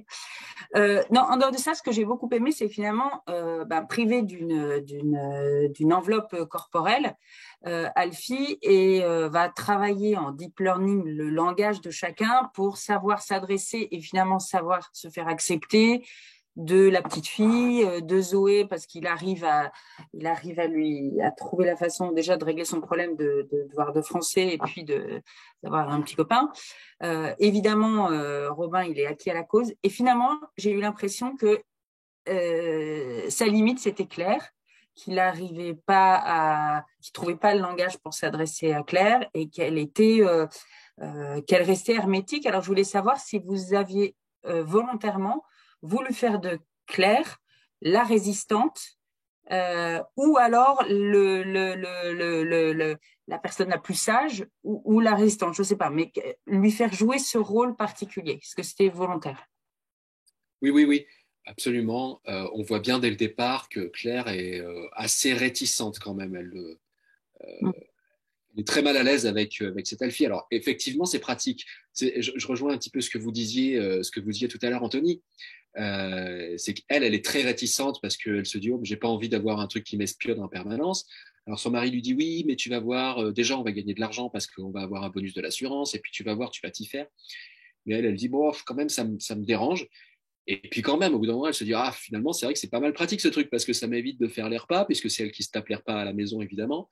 Il lui fait bouillir de l'eau pour son thé, il répond même à ses mails. Au début, elle se dit bon finalement c'est quand même pas si mal ce truc-là. Et puis, plus ça va, plus elle finir par s'interroger. Mais c'est vrai que, oui, j'ai voulu faire de Claire peut-être pas un personnage de résistance parce que elle résiste pas au final. Elle résiste parce qu'on se dit, mais elle a un truc à cacher en fait. Elle déconnecte Alfie, mais pourquoi elle le déconnecte? Qu'est-ce qu'elle veut nous cacher? Peut-être pas une figure de résistance, mais une figure de réticence en tout cas. Et de ce point de vue-là, c'est peut-être le personnage le plus réaliste, je pense, le personnage qui nous ressemblerait le plus à tous, c'est-à-dire au début, on va dire oh non, moi ça me gêne, j'ai pas envie d'être filmé. Mais on le fait tout le temps en fait, ça me gêne. Oui, ça me gêne de biper mon passe Navigo parce que comme ça, la RATP va savoir où je me trouve en fait. Fondamentalement, ça me dérange, je préfère acheter un ticket. Fondamentalement, ça me dérange de payer par carte bleue alors que je pourrais payer par liquide. Mais sauf qu'au final, on finit tous par payer par carte bleue parce que c'est beaucoup plus pratique. Et ben, du coup, on est localisé, on est machin, on donne des données à chaque fois. Et plus ça va, plus on cède. Et Claire, elle est un peu comme ça. Elle cède progressivement face à cette surpuissance de l'intelligence artificielle. Après, chaque personnage de la famille Blanchot a aussi quand même une psychologie bien à lui. Donc, on voit que Robin, c'est le mari un peu balourd dans la splendeur de la quarantaine, quoi. C'est-à-dire, bon, il est un petit peu... Plan. Il laisse aller, quoi. Hein, tout va bien après tout. Bon. Claire, alors Alfie, accède un petit peu à la psychologie. Alors lui, il n'y accède pas, mais le lecteur, à travers les yeux d'Alfie, accède un petit peu à la psychologie des personnages quand il scanne les photos où il décrit leur environnement familial et toute leur jeunesse notamment, parce que j'imaginais ces cadres connectés qui existent déjà d'ailleurs, enfin ces cadres informatiques là, ou numériques, ou défilent des photos chez les gens parfois. Moi, j'ai pas ça chez moi, mais ça va venir, hein, c'est comme tout. Et donc, cette intelligence artificielle scanne ces photos. Et à partir de ça, c'est un peu comme dans le générique d'Amicalement Vôtre. Je ne sais pas si vous vous souvenez, où on voit les photos qui défilent là, avec la musique, où on a d'un côté Roger Moore et de l'autre côté, je ne sais plus comment il s'appelle, le deuxième. Personne là Tony Curtis. Tony Curtis. Bien joué. Bref, c'est un peu comme ça, où on voit, en fait, juste à travers les photos qui défilent, on comprend leur background personnel. On comprend qu'il y en a un qui vient d'un milieu richissime et l'autre qui vient d'un milieu très prolétaire. Et bien là, en faisant défiler ces photos, Alfie, il voit aussi, il accède. Et c'est vrai que Claire, elle a une personnalité qui est très différente de celle de Robin, parce qu'elle a un arrière-plan psychologique et familial qui est très différent et qui explique un petit peu cette réticence et cette froideur et cette envie de rester maîtresse d'elle-même et maîtresse de tout ce qu'elle fait. Et d'ailleurs, c'est ce qui est dit à la fin. Je ne veux pas spoiler, mais c'est un des reproches qui lui est fait à elle, parce qu'on lui dit, mais on ne peut pas tout maîtriser dans la vie. Je rejoins ce que je disais tout à l'heure. Elle aussi, elle a un petit problème au niveau de l'humanité, c'est-à-dire la définition même de la vie humaine, c'est qu'on ne maîtrise rien et qu'on est obligé de se planter, d'errer, de se tromper et d'accepter quand ce genre de merde nous arrive. Pardon, mais... Séverine? Il faut allumer le micro, Séverine. C'est bon. Nathaniel Trapp, Christopher Wicks, vous essayez de brouiller les pistes du coup? Ça s'est fait un petit peu comme ça. Je trouvais que j'avais un nom pas super gracieux, quoi. Christopher Wicks, ça me plaisait moyen. Nathael Trapp, je trouvais que ça claquait bien parce que il y a un côté, il y a un prénom Nathael qui évoque un petit peu des sonorités, disons angéliques ou quelque chose comme ça. Et puis Trapp en même temps, qui a un nom au contraire qui signifie piège. Alors je me disais prénom gentil, nom méchant, ça sonne bien. C'est aussi un petit clin d'œil à la famille von Trapp, La Mélodie du Bonheur, qui est un des films que j'aime le plus. Voilà, donc je m'étais dit, tiens, c'est sympa de prendre un pseudo pour ce projet, mon précédent projet. Là, la question, sincèrement, pour Alfie, la question s'est posée de prendre ce pseudo ou pas un nouveau pseudo quand même, mais de choisir Nathaniel Trapp ou pas. Et finalement, c'était Marion, donc l'éditrice dont je vous parlais tout à l'heure et qu'on a entendu, qui m'a convaincu, qui m'a dit, mais non, Christopher Wicks, c'est très bien, on reste comme ça. Mais il n'y a pas de volonté de brouiller les pistes ou quoi que ce soit. Ou de séparer selon les genres que vous... Voilà, exactement. Voilà. Exactement. Delphine? Bonsoir. Merci pour votre livre. Je me suis effectivement bien marrée en le lisant. Merci. J'aurais bien voulu continuer plus longtemps aussi. En vous écoutant, je me disais qu'effectivement, Alfie n'entend pas les mots d'esprit, les actes manqués, enfin tout ce qui fait la richesse humaine et l'autre en soi qu'on a, qui peut parler à notre insu par moment. Et vous avez évoqué à plusieurs reprises dans votre livre aussi au début de chaque chapitre Roland Barthes. Et j'aurais bien aimé que vous nous expliquiez un petit peu pourquoi vous avez fait ce choix de nous tendre cette perche aussi, parce qu'il y a plusieurs niveaux de lecture, je trouve, dans votre livre. Ouais, tout à fait. Alors, Roland Barthes, donc, le personnage de Claire est universitaire et elle est spécialiste donc de la sémiologie, notamment de Roland Barthes et de la littérature, donc 1970, et notamment de Georges Perec. Comme je vous disais tout à l'heure à propos du thème du sujet du narrateur, enfin de la réflexion autour du narrateur, en écrivant le bouquin, je me suis dit c'est intéressant en fait parce que il y a cette possibilité de construire une réflexion sur ce que c'est qu'un narrateur. Est-ce que un narrateur c'est forcément fiable? Qu'est-ce que c'est qu'un narrateur qui est omniscient et qui en même temps n'a pas de corps et ne voit pas tout, etc. Donc je m'étais dit c'est bien d'avoir cette réflexion sur le narrateur. Et puis je ne sais pas à quel moment de l'écriture, mais je dirais assez rapidement, m'est revenu aussi cet article de Roland Barthes qui s'appelle Le degré zéro de l'écriture, qui parle d'une écriture qui serait une écriture totalement dépersonnalisée, désincarnée, une écriture sans affect. Et je me suis dit, typiquement, c'est ça en fait. je sais que quand Georges Perec a écrit Les choses, qui est une des références aussi, parce que les choses, c'est vraiment les objets, et un système de domotique ou un robot, c'est quand même une chose, c'est-à-dire c'est pas une personne, donc je parle aussi de ça. Quand il a écrit Les choses, il a fait référence, il voulait écrire un roman en partant du degré zéro de l'écriture, en faisant référence à Barthes, c'est-à-dire en disant une écriture sans affect, une écriture totalement objective. Et donc là, je me suis dit, bah, c'est quand même l'occasion rêvée pour faire un petit clin d'œil à Barthes, quoi, parce que c'est quand même un roman qui est écrit par une chose qui n'a pas de corps, qui n'a pas de personne. Donc, s'il y a un degré zéro de l'écriture, il doit être là, il doit être maintenant le degré zéro de l'écriture. Et là, bon, bah, je spoil un peu parce qu'en fait, c'est quand même aussi une petite intrigue malgré tout, cette intrigue sémiologique dans le livre. Alfie se rend compte au fur et à mesure qu'en fait, non, ce degré zéro, il n'existe pas, tout comme la vérité objective à laquelle normalement une intelligence artificielle ou un robot ou n'importe quel système informatique devrait pouvoir accéder. Cette vérité-là, il n'y accédera jamais, il n'accédera jamais non plus au degré zéro de l'écriture. Même pour une chose, ces choses-là sont inaccessibles. C'était un petit clin d'œil, Roland Barthes. Mais c'est vrai que ça m'a guidé. Je m'étais dit, c'est marrant. Et donc, effectivement, les 5 parties sont alternativement introduites par une citation soit de Roland Barthes, soit d'Agatha Christie. C'est aussi un roman sur la coupure des communications entre les êtres humains. On n'en a pas encore parlé, mais j'ai trouvé que vous aviez manié la chose depuis l'apparition des nouvelles technologies, puisque même les personnages humains entre eux ne dialoguent pas tant que ça. On sent qu'il y a aussi, notamment dans les dîners, ils n'ont pas grand-chose à se dire finalement. L'apparition de ces nouvelles technologies, vous l'avez terriblement bien retransmise, où tout le monde est sur son téléphone, où tout le monde est sur son ordinateur ou autre. C'est aussi une volonté de votre part de traduire cette ambiance qui est nouvelle depuis une quinzaine, vingtaine d'années, et encore peut-être une dizaine d'années, c'est extrêmement récent. Est-ce que vous vouliez aussi marquer de manière plus forte dans les dialogues, dans les personnages, cette coupure ou cette diminution de contact, de communication avec les gens? Ouais, alors ça, je trouve qu'on le ressent essentiellement à travers le personnage de Zoé, donc le personnage de l'adolescente qui a tendance à se refermer dans sa chambre avec son smartphone, comme font tous les adolescents, en fait, et ce qui est, je dirais, une attitude, à mon avis, normale. En revanche, le problème de communication, effectivement, c'est plus parce que j'avais quand même en tête d'écrire un roman aussi sur la vie conjugale. Alors, c'est un roman, c'est un peu acide hein, sur la vie conjugale, je ne dis pas le contraire.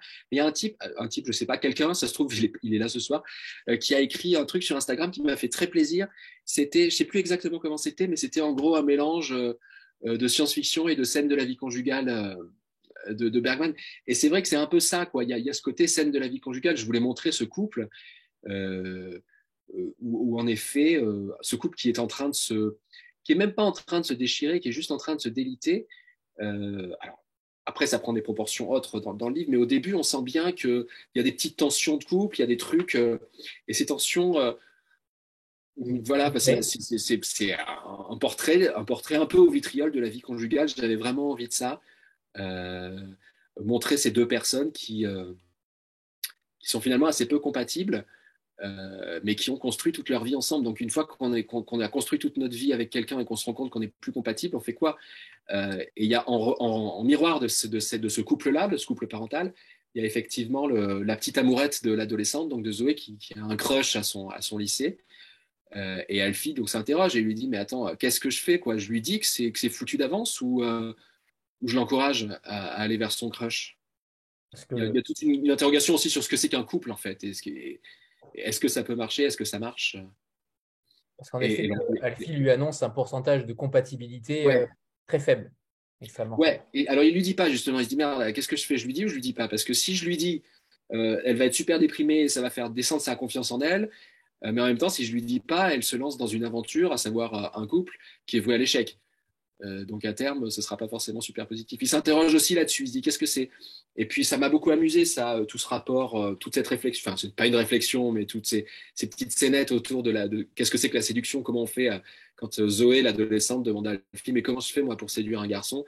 Et qui lui donne toute une série de recettes mécaniques en lui disant mais t'inquiète, ça va marcher. c'est vrai.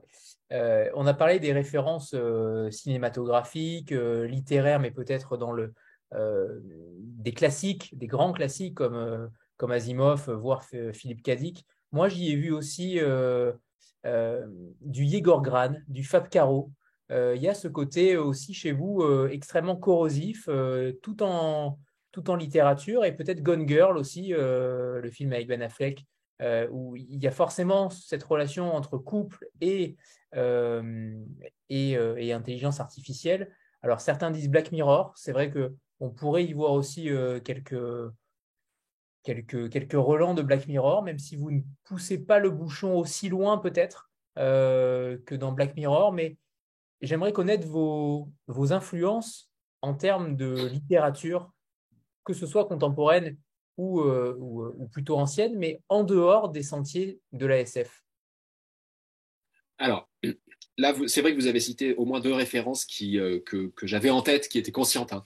La première, c'est effectivement Black Mirror. Voilà, parce que c'est un mode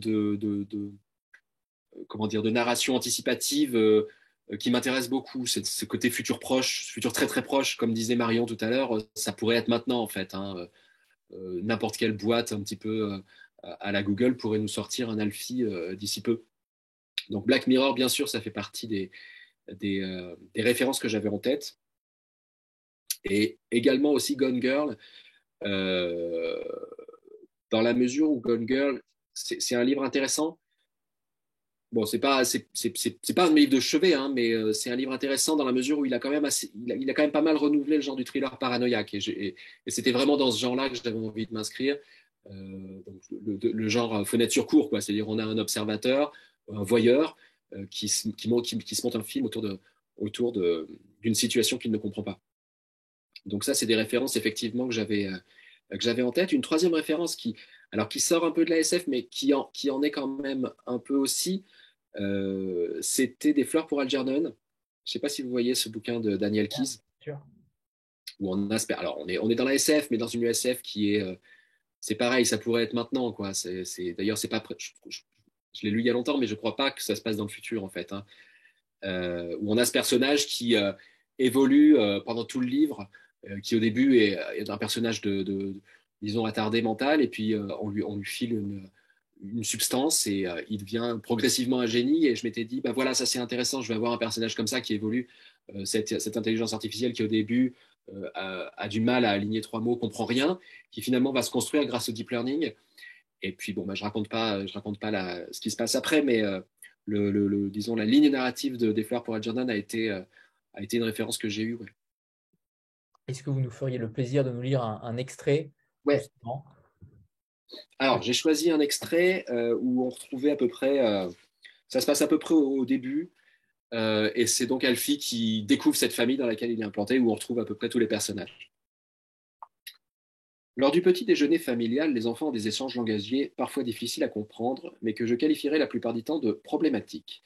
C'est ainsi que j'interprète certaines expressions utilisées par Zoé à l'encontre de Lily. Exemple, vas-y ouais, t'as pigé que dalle à la vie, toi. Ou allez, mais retourne chez ta mère. Cette dernière interjection est particulièrement mystérieuse étant donné que chacun des deux locuteurs vit déjà chez sa mère. Y a-t-il une signification culturelle ou socio-historique dépassant le cadre référentiel présent? Après une rapide recherche sur Alphapédia, il semblerait que les éléments sémantiques ta mère soient fréquemment utilisés dans le cadre de rapports conflictuels, sans doute en relation avec la théorie freudienne du stade oral et complexe de castration lié à l'image maternelle. La culture de Zoé est décidément beaucoup plus vaste que je ne pensais. Quant à la mère en question, elle se contente la plupart du temps de lever les yeux au ciel. Une analyse détaillée et séquencée montre toutefois que sa réaction diffère selon qu'elle a bu ou non sa tasse de café. Entre 7h45 et 8h, les enfants montent dans leur chambre pour s'habiller et éventuellement jouer. Je ne suis pas certain d'identifier l'activité à laquelle se livre alors Zoé. Elle prend un à un les vêtements qui se trouvent dans son dressing, les enfile, les enlève, puis les réessaye. Tout ça devant son miroir connecté, en prenant parfois d'étranges postures. S'agit-il d'un rituel de salutation du nouveau jour? Ce ne serait pas étonnant venant d'une personne maîtrisant l'araméen et capable de citer Freud dans le texte. Lily joue jusqu'à ce que Claire pousse brusquement la porte de sa chambre et s'étonne chaque matin. « Mais tu es encore en pyjama, toi ?» S'ensuit une séquence rapide durant laquelle Claire attrape les habits sur le haut d'une pile et prononce des mots comme autonome, 75% des cas, grande fille, 82% des cas, confiance, 88% des cas, et retard, 100% des cas. Robin est déjà arrivé au travail lorsque les filles s'apprêtent à partir. D'après les coordonnées GPS de sa voiture, il reste une quinzaine de minutes sur le parking de la tour Freedom 3000 où se trouvent les locaux de la société Axis. Le moteur étant éteint, je ne peux plus accéder aux caméras intégrées de la Ford. Une recherche rapide sur l'Alpha Web, que peut-on faire seul sur un parking, aboutit à des résultats surprenants. Je les ai classés par ordre de probabilité selon ce que j'ai pu analyser de la personnalité de Robin jusqu'à présent. Manger, écouter de la musique, regarder des médias pornographiques, préparer un attentat terroriste, réfléchir. Aux alentours de 9 heures, après avoir déposé Lily à l'école et Zoé au lycée, Claire rejoint son bureau à l'UFR de littérature de l'université Maurice Renard. Le serveur de l'université est encrypté, je ne peux pas traquer son activité en ligne, mais il est possible de recréer une journée type en recoupant 1. Le contenu de ses mails, 2. Ce qu'elle relate elle-même à Robin une fois rentrée, et 3. Ses habitudes et expressions habituelles lorsqu'elle travaille à la maison. En une journée, Claire parcourt en moyenne 2000 mètres sur le campus, donne 4 cours, rit 12 fois, échange avec 3 collègues devant la machine à café, utilise 8 fois le mot aberration et 14 fois l'expression fait chier, mais pas devant les mêmes personnes. Discute 18 minutes avec sa secrétaire Martine, sujet de prédilection, enfant 38%, vacances 25%, ce qui fait chier 14%. Consomme entre 700 et 1300 calories, baille 4 fois. À l'école, Lily est une élève attentive et appliquée, elle apprécie le coloriage, la lecture d'albums connectés, sauter sur place en hurlant et les inhalations subséquentes de Ventoline. Ses meilleurs amis sont Lauriane et Tom. À partir de 15 heures, son taux de concentration baisse de 36%. Cette tendance s'accélère après le goûter, repas méridien dont l'unique objectif semble être d'absorber le maximum de sucre en un minimum de temps. En fin de journée, les sentiments prédominants sont excitation, tristesse, énervement, fatigue. Entre ces différents états, les frontières paraissent assez poreuses. Simba, le chat, est difficile à cerner. J'ai passé une partie significative des derniers jours à me livrer à des expériences sur lui. Ses réactions et son comportement sont difficilement modélisables. Comment interpréter par exemple le fait qu'il passe un temps non négligeable à griffer les meubles, puis à se mettre à courir sans aucune raison? Cela me pousse à conclure que l'animal est soit A, supérieurement intelligent, soit B, parfaitement stupide. Pensez à faire des tests. Merci Christopher. On rigole même, on rit même en vous écoutant. Et je trouve que vous avez la voix d'Alfie. J'ai l'impression que vous incarnez à la perfection votre personnage principal. C'est même saisissant. Ok, bah, je ne m'en rends pas compte, en tout cas, si c'est le cas. Ouais. Justement, ce nom Alfie, on en a pas parlé. Est-ce que c'est une référence au célèbre Alf? Est-ce qu'il y a Qu'est-ce qu'il y a derrière? Non, c'est pas une référence à Alf. En effet, j'ai des souvenirs d'Alf quand j'étais petit. J'aimais bien ça, mais c'est pas du tout ça. Non, je trouvais que c'était, je sais pas, ça m'est venu comme ça, hein, vraiment. Je pense que j'ai eu cette idée d'intelligence artificielle. J'ai ouvert mon traitement texte et j'ai mis Alfie, machin, parce qu'il y a un côté, non, un peu tech. Pardon? Et un peu réconfortant aussi avec le... Alors, il y a tout ça, je trouve. Déjà, ça fait très technologique, quoi. La boîte, elle s'appelle Alpha. Enfin, il y a un côté, vous voyez, gamma, bêta, ce genre de truc. Je sais pas comment ça s'appelle, métaverse. Je sais pas comment ça s'appelle la boîte de Google, la structure juridique qui contrôle Google. Mais je crois que ça a un nom un peu comme ça, un truc un peu bizarre. Enfin, un peu avec une consonance grecque. Et les lettres grecques sont beaucoup utilisées en mathématiques. Donc, il y avait ce côté technologique. Et en même temps, il y avait en effet, on peut ce alpha technologique, on peut le transformer en Alfie, qui est vachement sympa. On a tout de suite envie d'avoir un copain qui s'appelle Alfie, quoi, parce que ça lui donne un côté super proche, super sympathique. Et puis dans Alfie, on entend aussi un peu AI, Artificial Intelligence. Donc je me disais, putain, s'il y a une boîte qui veut faire une intelligence artificielle, Alfie, c'est vraiment un super nom. Et puis ça fait référence aussi à ces intelligences artificielles qui existent déjà. Alexa, comment ils s'appellent les autres? Il y a Alexa de Google, Amazon, comment ça s'appelle leur truc? Je ne sais pas. Je ne sais plus, mais c'est un prénom aussi. Enfin, ces robots auxquels on donne une sorte de prénom sympathique, comme si c'était notre meilleur pote qui venait s'installer chez nous, quoi. C'était en tout cas rondement bien mené et bien réfléchi, puisqu'en effet, toutes les références se composent. Vous remerciez à la fin du roman une certaine Marguerite pour des choses qui vous ont sauvé la vie, le groovisme, les haïkoukou, la résidence d'écriture, les Irish, le flard, la morue des salés, l'araméen, les licornes, le bon Dieu sans confession. Ça m'a interpellé forcément. Qui est donc cette Marguerite? Ah, ça, je ne vous dirai pas. Ah. Mais en quoi elle vous a sauvé la vie? Vous Non, avez... mais je ne le dirai pas non plus. Ah, Ça, c'est hors. Alors, je l'ai mis dans le roman, bien sûr, parce que ça fait partie de la période d'écriture du roman. Et c'est voilà, c'est quelque chose qui s'est passé dans ma vie, ça. Mais ça fait partie de ma vie personnelle. très bien, ok, parfait. Et si on parlait justement de la suite, puisque, alors, en effet, on va laisser déjà vivre Alfie se propager un petit peu partout, on l'espère, mais est-ce que vous êtes déjà en train de travailler sur quelque chose d'autre? Comment va se passer l'avenir de Christopher Buix? Est-ce qu'il va y avoir des allées-venues entre le young adulte et la littérature adulte, ou au contraire, c'est un premier pas qui vise à être définitif ou non? Comment vous envisagez les choses? Bah écoutez, je sais pas du tout. J'aurais du mal à vous répondre. Euh, Après Alfie,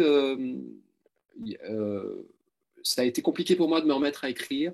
Là, je m'y remets un petit peu, mais c'est trop tôt pour savoir à quoi ça va ressembler ou ce que ça va faire. En tout cas, je ne renonce ni à la littérature jeunesse, young adulte, ni à la littérature adulte. Ce sont deux genres auxquels je tiens beaucoup. Euh, mais alors, je suis quelqu'un d'assez, comment dire, j'écris beaucoup, mais vous voyez là, entre Léo Bellamy et Alfie, ils se sont passés 3 ans, quelque chose comme ça, donc l'avenir, ce sera peut-être à cet horizon-là, je ne sais pas. Vraiment, je ne peux pas vous répondre parce que j'écris beaucoup, mais je ne suis pas sûr que ce soit super, super tout le temps. Donc il y a pas mal de choses que je garde pour moi, il y a pas mal de choses dont je ne suis pas sûr. Euh, et puis, alors ça, c'est assez difficile quoi, quand on est écrivain, je trouve. C'est qu'on est tout le temps en train de nous demander, alors après, on fait quoi? Bah, je ne sais pas, en fait. Je suis pas maître à bord, en fait, de la qualité de ce que j'écris, je crois. Des fois, j'écris des trucs bien, puis des fois, j'écris des trucs nuls. Comme tout le monde. Voilà. Vraiment. J'avais une dernière question parce que euh, j'ai beaucoup aimé le découpage en herbe de la presse féminine et notamment de Femmes Actuelles. Vous y allez franchement, et j'ai adoré ça. Et C'est pas méchant? Non. Alors, moi, j'ai trouvé ça très réaliste. oui, ah oui, Je ne sais pas s'il y a des lecteurs ou des lectrices de ce genre de magazine. Moi, je sais pas, c'est pas mon cas, mais j'ai trouvé que c'était. Alors, franchement, les trucs, les titres des articles et tout, je me suis dit, c'est typiquement ce qu'on pourrait trouver, quoi. Ah, Non? donc il n'y a pas eu de recherche? Parce que c'est Non. en effet très crédible. J'en ai lu une fois dans ma vie et en effet, c'était extrêmement crédible. Il y avait quelque chose derrière. Comment vous avez travaillé le sujet ou comment ça vous est venu tout simplement? Parce que c'est plutôt, c'est pas anodin. Bah, en fait, j'avais vraiment, vraiment envie de faire cette blague-là, qui se trouve au début du livre. Je vais pas la spoiler, mais quand euh, Claire donc, lit un magazine comme ça, déjà, je trouvais que ça donnait. Euh, comment dire? Déjà, il y a des magazines. Voilà, il y Là. a des magazines. On est dans une famille vraiment lambda où on lit Femme Actuelle et puis voilà, c'est comme ça, quoi. Je veux dire, il y a peut-être un côté un peu cliché, genre le mec qui veut faire du jardinage et la femme qui lit Femme Actuelle. J'assume absolument cette partie stéréotypée de mes personnages, disons. Euh, mais je trouvais ça marrant que Alfie essaie parce qu'il court un peu après Claire quand même. Comme on le disait tout à l'heure, elle est un peu réticente et il se dit, je vais quand même essayer d'avoir un lien avec elle, de lui parler. Donc il se dit, bon, bah, je vais peut-être essayer à travers Femme Actuelle, on va voir. Et je me suis dit, il y a moyen de se marrer là quand même. Et c'est vrai qu'à certains, c'est la première fois que ça me faisait ça pendant ce livre parce que je parlais tout à l'heure du mécanisme de l'humour et c'est vrai que Marion, tu as relevé. Et c'est un truc sur lequel j'ai travaillé. Je me suis dit, bon, il faut bien placer les blagues. Et puis, je voulais qu'il y ait vraiment plein de registres d'humour. Je voulais qu'il y ait des blagues un peu pointues, même intellectuellement un peu pointues, des blagues sur Roland Barthes ou des trucs comme ça. Je me disais, bon, bah voilà, ça c'est marrant. Et en même temps, je voulais qu'il y ait des trucs complètement débiles, quoi, de l'humour vraiment à la Dumb et Dumber, quoi. Je voulais qu'il y ait tous ces niveaux d'humour parce que ça me plaisait bien. Genre à la fin, on est tout à la fin. Et puis, je voulais que l'humour vienne casser complètement le rythme. Il y a une de mes blagues préférées dans le bouquin, c'est quand on est à la fin, on est à fond dans le truc du thriller, là. On se demande ce qui se passe, on est en plein suspense. Et lui, c'est le 25 décembre, Alfie, il dit, putain, mais il n'y a toujours pas le Père Noël, c'est quoi cette histoire? Parce il a même pas compris que le Père Noël était. Voilà. Et je me suis dit, ça me plaisait bien d'avoir un humour qui vienne casser complètement le truc, quoi. Et je sais plus ce que je disais sur Femme actuelle, mais voilà, c'était pour faire des blagues. Ah oui, voilà. Donc j'ai étudié le mécanisme de l'humour. Il y a des choses qui sont très conscientes, et puis il y a des choses qui m'ont moi-même surpris en écrivant à plusieurs reprises. Je me suis vraiment fait rire, quoi. Euh, Parce que voilà, je n'avais pas prévu un truc comme ça puisse se passer, mais c'est vrai. Vous disiez tout à l'heure que j'avais la voix d'Alfie, je ne sais pas si c'est vrai, mais en tout cas, quand j'écrivais, j'étais vraiment dans sa tête, quoi. Et parfois, il arrivait à me surprendre moi-même, j'étais là.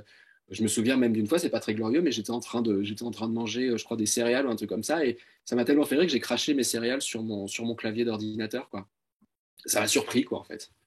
Et est-ce que vous vous êtes mis aussi dans la peau, entre guillemets, comme dans Fenêtre sur cour, de ce narrateur-là en regardant les autres interagir? Est-ce que vous vous êtes mis, par exemple, pas caché, on va pas imaginer que vous vous cachez chez vous en train de regarder vos enfants, mais dans ce genre de situation-là, en les regardant sans qu'ils ne vous voient, est-ce que ça vous est arrivé ou ça se fait peut-être inconsciemment? Oui, c'est plus quand on est immergé dans une vie de famille, forcément, on est, comment dire, on s'imprègne en fait des expressions de nos enfants et des choses comme ça. Ce qui m'a le plus sans doute, disons, la part d'observation la plus claire, c'était sans doute pour euh, le personnage d'adolescent, Zoé en l'occurrence. Euh, alors, ma compagne qui s'appelle Marguerite, voilà, je vous réponds un petit peu à la précédente question à laquelle j'ai refusé de répondre. Il se trouve elle travaillait à l'époque dans un lycée, elle travaille maintenant dans un collège, donc elle est entourée d'adolescents, donc c'est pour ça que je la remercie pour la ramer, parce que c'est elle qui m'a mis au courant, au goût du jour, de toutes ces expressions de jeunes. Alors j'en ai inventé quelques-unes quand même dans le livre, hein. Elles ne sont pas toutes réelles, mais voilà. Euh, L'adolescence, c'est une période de la vie, c'est pour ça que j'ai écrit aussi des livres pour les adolescents, c'est une période de la vie que je trouve fascinante, parce que, euh, parce que c'est la période où on se forme, la période où on se rebelle vis-à-vis de l'âge adulte, la période où on veut exprimer le maximum et éprouver le maximum de liberté, etc. Et c'est une période, en tout cas, moi, c'est l'expérience que j'en fais, c'est une période dont on se sépare très vite. On est très vite vieux, en fait. Moi, j'ai bientôt 40 ans, je suis plus ado depuis longtemps. Et donc, autant je me souviens très nettement de mon enfance et je pense que je peux, pour le personnage de Lily, bon, il se trouve que ma fille avait le même âge au même moment et qu'elle est très marrante. Donc, évidemment, il y a un peu d'elle dans Lily. Euh, mais quand même, je pense que je suis capable de créer un personnage d'enfant, alors qu'un personnage d'adolescent, ça sera beaucoup plus difficile. Déjà parce que c'est quand même une période floue dans une vie. En tout cas, moi, je l'ai vécu de façon assez floue. C'est une sorte de parenthèse dont j'ai peu de souvenirs. C'est peut-être pour ça que j'essaie de la rechercher régulièrement. Et puis en plus, parce que ça bouge très vite, l'adolescence. Donc ouais, là, il y a eu peut-être une part.